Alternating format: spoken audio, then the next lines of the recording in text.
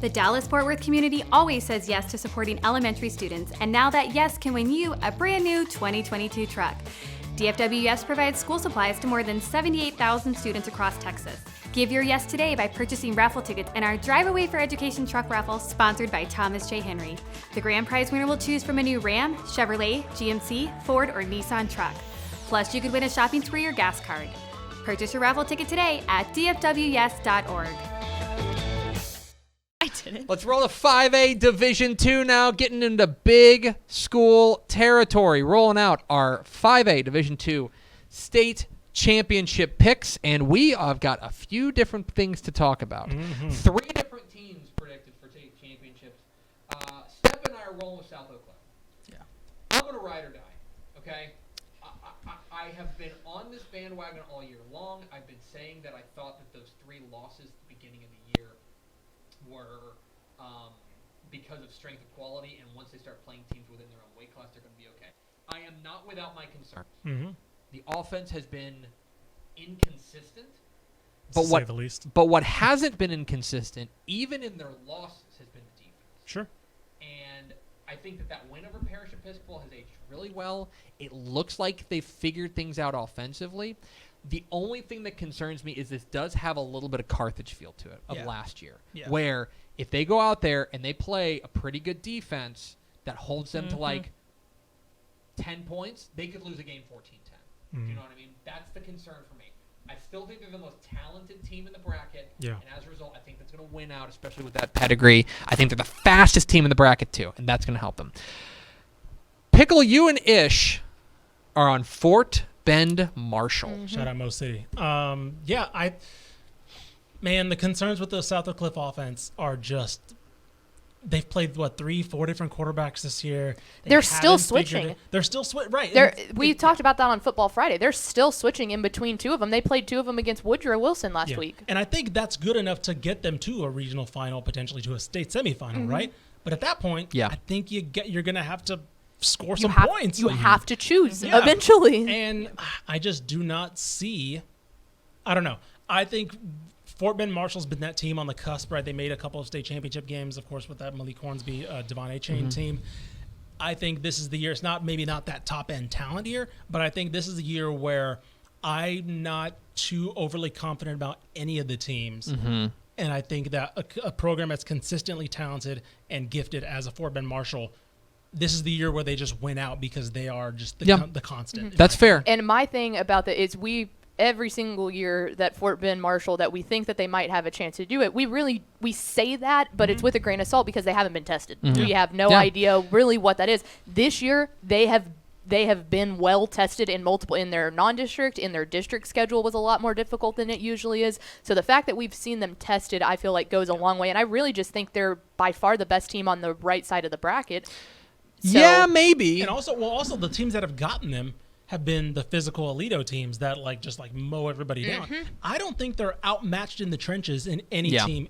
No, because usually they just outrun you. They're just faster than you. Yeah, but this time they've actually got some. Your point is well taken about how they have been tested much more. I think that last I talked about it on Tep and Step last week and on the picks video about how I thought it was a really important win for them to go out there and play Dayton in that final regular season tune-up, so to speak, and to beat a good Dayton team. That is impressive to me. And it beat them well. Yes. 52-21. Mallory, would you look like you have something to say? Do you? No, I really am, and this is a pick that I feel like I'm pretty confident in. This Argyle team, I think, is the real deal. Number 1 in 5A Division II, pretty much throughout the whole season. Yeah. 10-0. I think it's the same thing with Fort Bend Marshall. I think they've been tested really, really well this season. They played Grapevine, Lovejoy, Melissa, and they've won all of them. I'm just really, really high on this Argyle team. I figured it was really, really hard to pick against them, and I just saw that, and I was like, I think I'm just going to go Argyle. Here's what's so interesting. Really like them. Here's what's so interesting to me. Argyle, we fall into a trap sometimes with teams that this is going to sound like a knock, and I don't mean it. We confuse boring for bad. Do you know what I mean? Yes. Yep. And they are boring. Argyle is kind of plotting.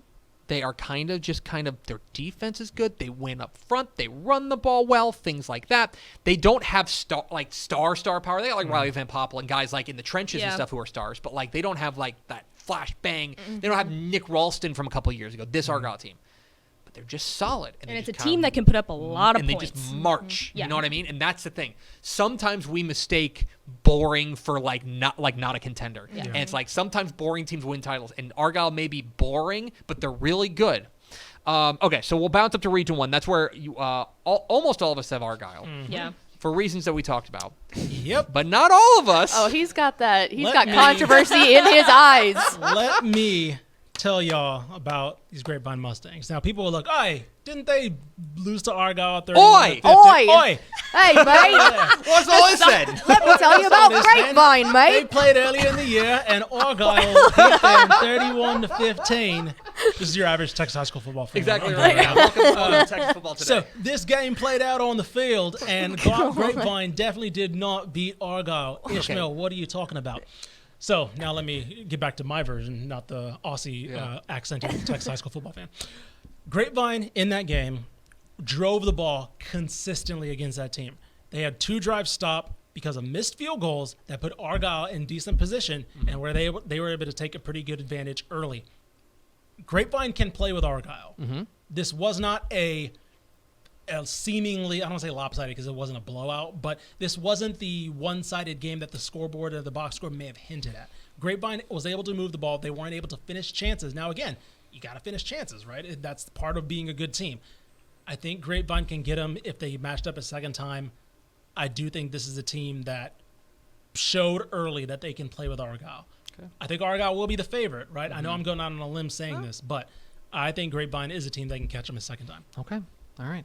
To Region 2 we go. Over in Region 2, almost all of us have South Oak Cliff, but again, that also belies unanimity does not mean dominance and certainty. I don't feel great about this pick, because Region being honest. 2, but I don't know. Here's the funny thing.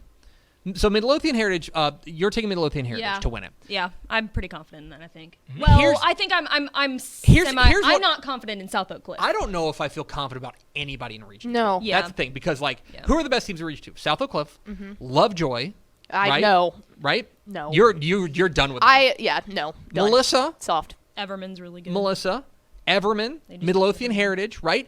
I don't think there's if you're looking for a sure thing, it doesn't exist in Region 2. That said, as I mentioned, I'm going with the most talented team. And I don't think there's really any doubt that from a just line it up on paper perspective, South Oak Cliff is the fastest team, and they are, in my opinion, the most talented team, especially on defense. Yeah, I was just going to say, I just don't think I'm still fully convinced on South Oak Cliff. I think when those two teams meet up, I think it'll obviously be very telling and stuff, but I'm just not fully convinced on South Oak Cliff. Okay. I think Midlothian Heritage has looked phenomenal this season. They have one loss to Stephenville, but it was a super, super close game anyways, but I think they have a ton of convincing wins. I think they looked really, really good against Everman last week. And like you said, it's a coin flip. So I just think and that's the funny thing. I like them better than South we Oak talked Cliff. about Fort Bend Marshall having to they've proved themselves so far. Talk about proving themselves. We have no idea what to think about Sauk in my mind because you have the unbelievable non-district schedule they play. Then they don't play anybody. Yeah. So then it's okay. That's why I was I don't know where is this quarterback switching really thing going to be? Yeah. It is. You're right. Okay, on to Region 3. Region 3, we're all in agreement. We talked a little bit about Fort Bend Marshall. Fort Bend Marshall looks like the team to beat in Region 3. I would be remiss if I did not mention that, what we're talking about here, as far as there's a state finalist here in Austin LBJ, sure. But LBJ is much like that, what we were just talking about with South Oak Cliff, in the sense that they haven't played anybody for 2 months. You know what I mean? They've been rolling past people. There is a sleeper there, and I mentioned on the bracketology video that's coming out here soon. Montgomery Lake Creek, y'all, undefeated, and they can score. Okay, yeah. So if they can get somebody into a shootout, because that's the thing, they would probably see Fort Bend Marshall in a regional semifinal. That is going to be a game by pace, because Fort Bend Marshall is good, but they're not built to go for 50. Sure, do you know what I mean? They at least not unless they're just overmatching an opponent. If Lake Creek can talk somebody into a shootout, they can win it. So keep an eye on that. And then in Region 4. So Region 4, there's another state finalist here, and that is the Liberty Hill Panthers. 3 of us have that, Ish, Mallory, and myself. Step is going with the Mules of Alamo Heights. It's a good hipster pick. That is a very hipstery it's pick. Hipster, The Mules are but good. It's good. That's a good Alamo Heights team. You know who loves the Alamo Heights? The computer. Mm-hmm. The computer loves Alamo Heights because They've they're been dominant. Now, the only thing about that, though, and here's what gives me pause. They're in, and there's nothing they can do about it, but they're in a 10-team district, which means they have only played San Antonio. I guess Alamo Heights is its own school district, but like they've only played San Antonio schools for the last 9 games. Their non-district win or their non-district game was a loss to Seguin in the opener, right? So are they a product of a weak district? Like we won't know until we know, which is a dumb thing to say. Welcome to the dumb zone. And then Pickle, Gregory Portland. Is it because you love me? I was about to say that. No. That's why she picked it. No. No, hey, I think that, one, I was very, very high on Gregory Portland coming into the year. Very high on them.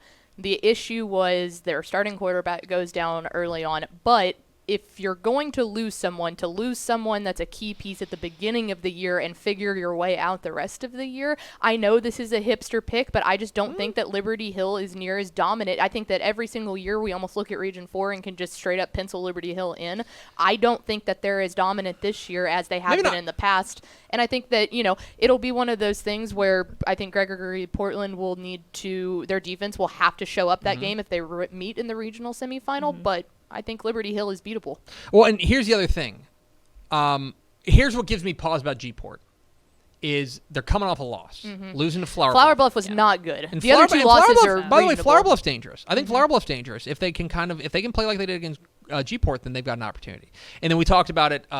We're kind of split on title games or title state championships. 2 for Fort Bend Marshall, 2 for South Oak Cliff, and 1 for Argyle. Of course, you can find a complete coverage of the 2022 Texas High School Football Playoffs at texasfootball.com/playoffs.